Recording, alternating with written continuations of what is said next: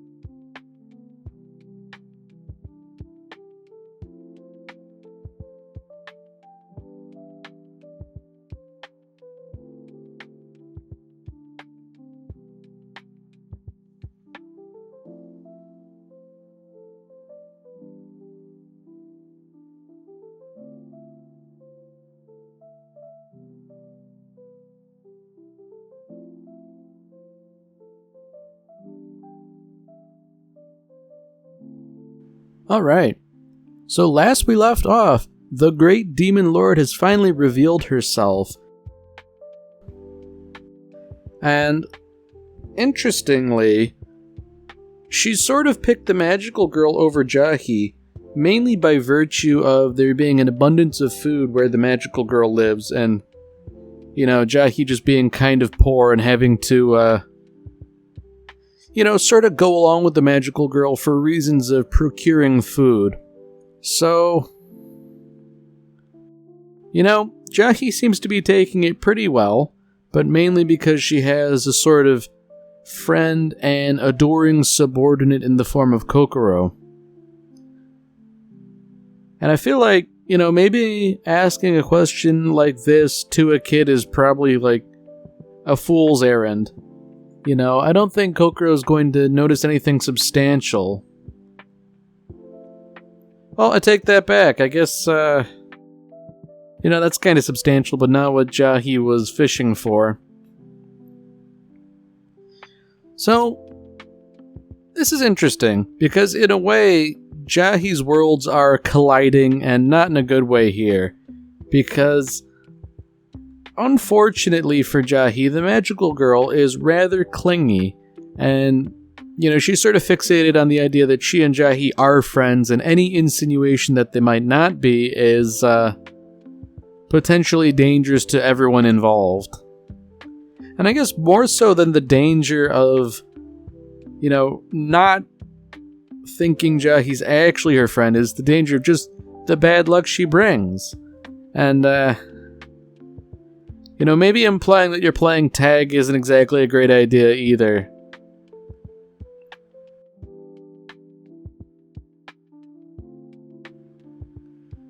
Yeah, so I'm sort of intrigued as to what's going to happen this episode because the titles seem to involve the boss, and we haven't seen much of her as of late. Oh, Jahy, surely. I feel like nothing good's gonna come of this, Jahy's trying to stoke the suspicions of passerbys, like, oh, look at that high schooler picking on a kid. I mean, I feel like the only way this could work out any better is if the passerbys just sort of naturally understood that perhaps Jahy deserves it.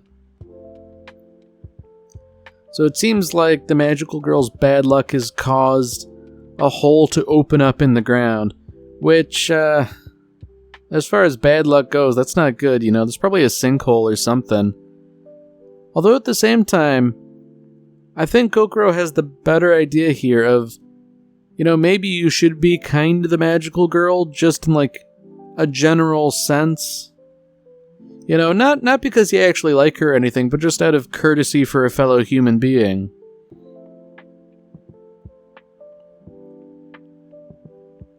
Man, so as rotten as Jahy normally is, it really seems like Kokoro's been a good influence overall, you know. That's something that sort of gets brought up time and again about how whenever Jahy's wondering about, you know, does she truly still have her ruthlessness from being a demon and all that, you know, she sort of generally reflects that, like, Kokoro's probably changed that along with the boss and the landlord. And I suppose now the magical girl as well.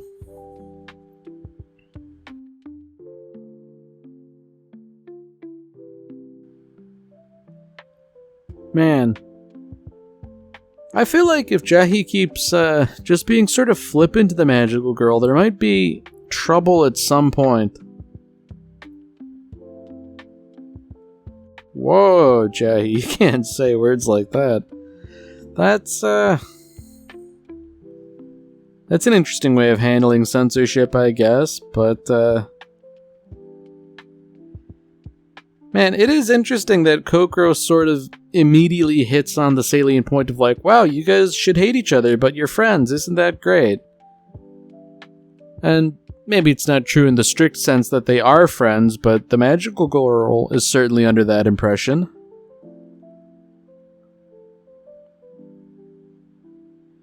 Wow, you know, I guess Jahy really has no say in the matter if Kokoro wants to be her friend too. I think this is kind of what Jahy deserves. Betrayed by all of her friends. I guess the only thing left to do is to just, you know, be friends without her. Now, the magical girl may have made a mistake by leaving the Dark Lord alone in her house with all the food. You know, I think the magical girl is going to return to bare cupboards and an empty refrigerator. Now, unfortunately for Jahy, she's sort of realized that the only time she's away from the magical girl is at work, and therefore she's sort of looking forward to work, which is unfortunate. But even more unfortunate than that, she now has a new coworker. And I think this is the first time we're learning her name, Kyoko. So, Jahy's in the unfortunate position of having to teach Kyoko everything, and at the same time likely putting up with all the bad luck she brings. Because, as far as professions go where it's bad to be unlucky, I feel like waitress is pretty high up there, just because, you know, you're liable to drop things, spill things on customers, stuff like that. Like,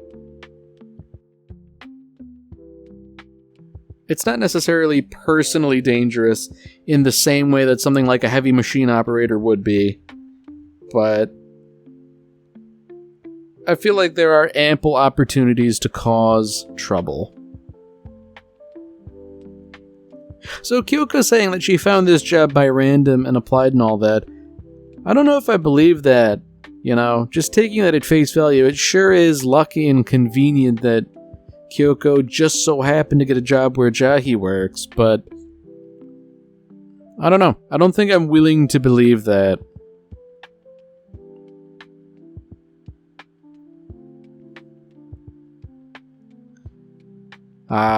Okay. So despite all her laudable goals, wanting to make people happy and all that stuff, you know, she realized she needs money to do that, and I guess, the Dark Lord eating everything is probably a contributing factor as well. Wow, you know, it really is interesting that the Dark Lord has effectively managed to defeat the magical girl simply by eating, you know, and Jahy couldn't even do that, you know, acting deliberately.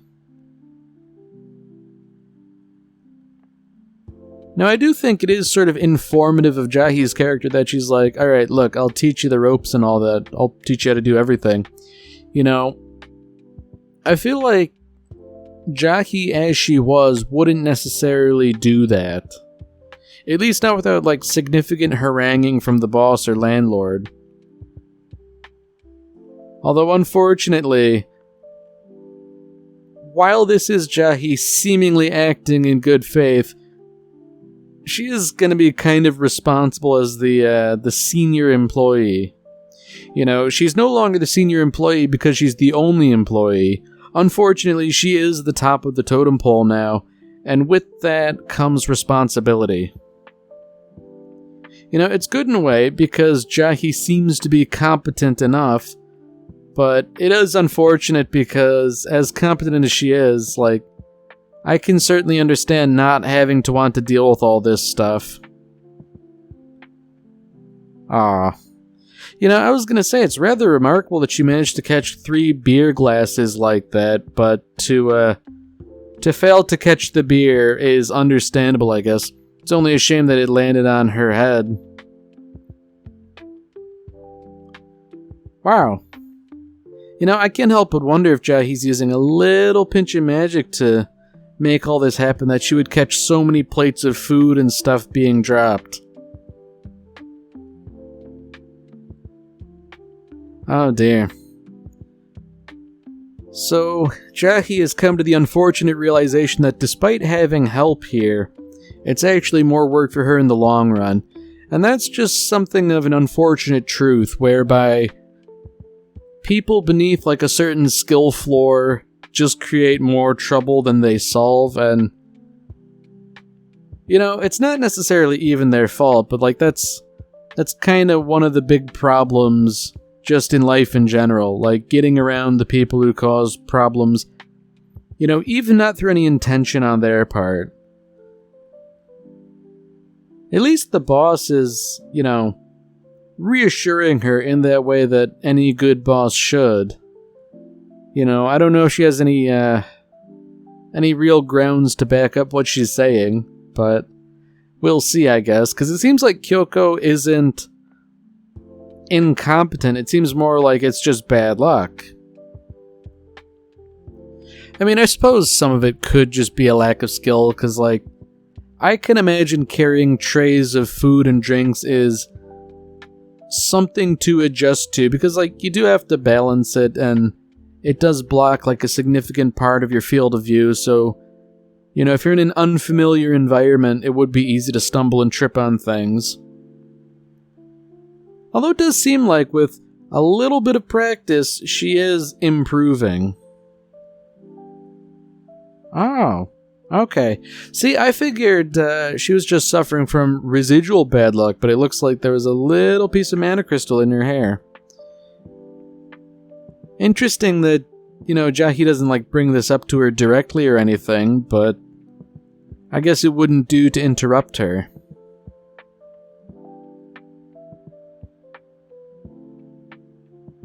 You know, I like how Jahy flexes that she's second in command in the Dark World, as if that would have any bearing on being a waitress. Oh dear. So I guess, unfortunately, Jahy's coming to the realization that there will be no escape from Kyoko. And, you know, even if they were good friends, there comes a point where, like, you just can't spend all your time with someone. You know, sometimes you just need a little time apart or time to yourself.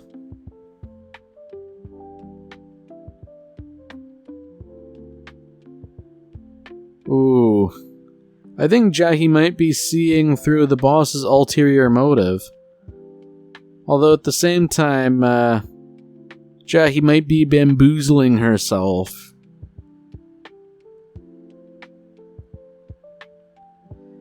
Oh, that's what you get, Jahy. That is what you get. Like, hey, can you help me taste test the new menu items?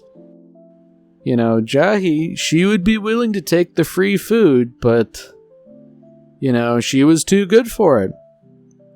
Although, on the other hand, now that Jahy is free, I feel like the food is all going to be absolutely horrendous, you know? I feel like there really is no winning option here. Like, I don't know if I necessarily want to impugn the boss's cooking abilities, since it seems like she is the cook, but I think it would just be terribly funny if, you know, Jahy tried a bunch of food and it was all horrible. I mean, it seems like it might not be horrible, although it is seafood, which, you know, I'm not too fond of.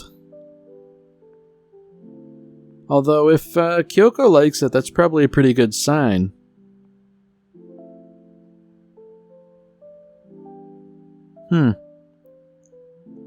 So Kyoko is, pretty knowledgeable about cooking, it seems, referring to French cuisine and all that. Oh, okay. Yeah, so Jahy's not very helpful when it comes to reviewing food, I guess.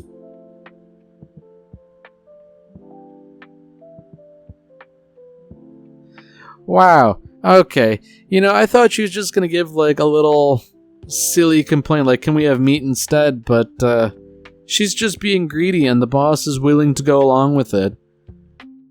Jahy really is a rat. I mean, they're treating this that, like, suggesting a substantial change to the main ingredient is, you know, this brilliant direction in food criticism rather than just being a greedy little leech. So, you know, now they're not having fish, now they're having pork, but the question is, how can Jahy possibly bilk more food out of the boss now? You know? Like, oh man, like, yeah, the pork's good, but, like, it could use some truffle mushrooms.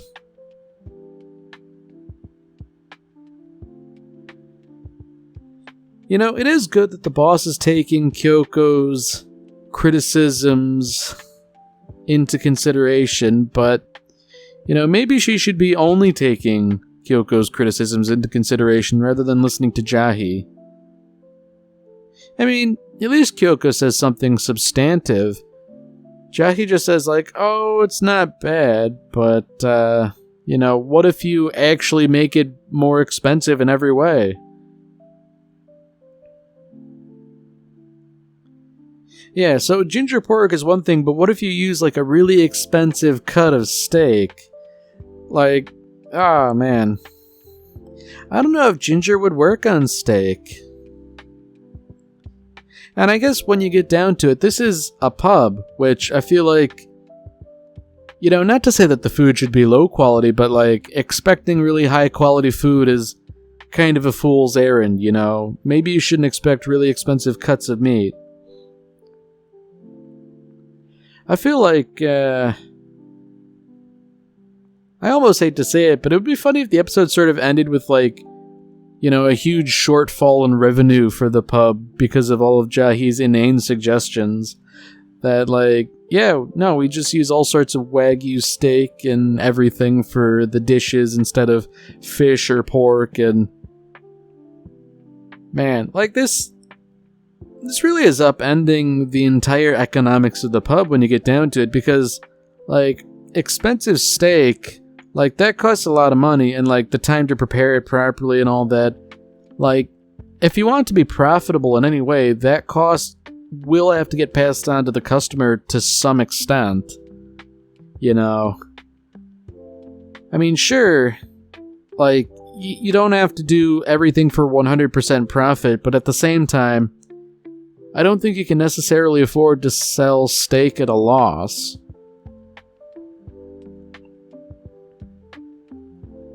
Yeah, so I'm guessing Jahy's just gonna say, like, oh, it's not bad, you know, despite how much she obviously loves it. The only question at this point is, what more could she possibly demand if, like, expensive steak is where we're at now? I mean, the only thing I could think of is that she would ask, like, an expensive wine to be paired with it or something. Now, Jahy's comparing, like, all her former bland meals to this steak. I feel like, that's gonna be all the more depressing when she does have to go back to eating bland meals, you know? Like, it's okay to have good food once in a while, but, maybe not at the expense of sort of messing with your expectations, you know? Oh, Jahy. Like, she's still banking on this being on the menu. I feel like the landlord is going to put a stop to this instantly by making the rational argument that, we can't sell this expensive food unless we really mark it up. Wow, would you look at that? The landlord being sensible.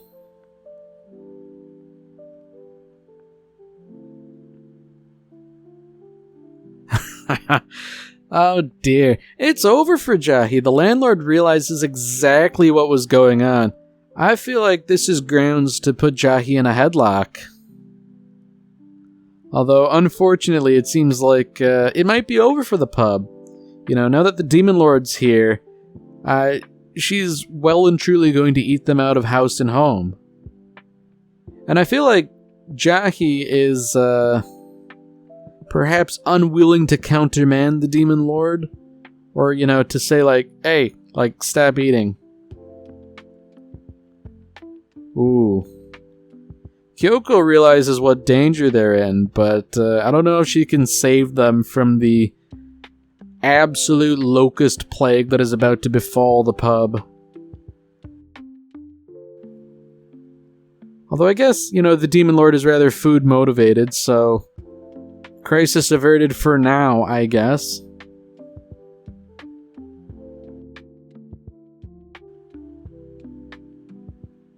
Man, once again, Jahy's just left out in the cold. I suppose that's kind of what she gets for being a leech. Whoa. Leave it to the landlord to just twist the knife. This is what Jahy deserves.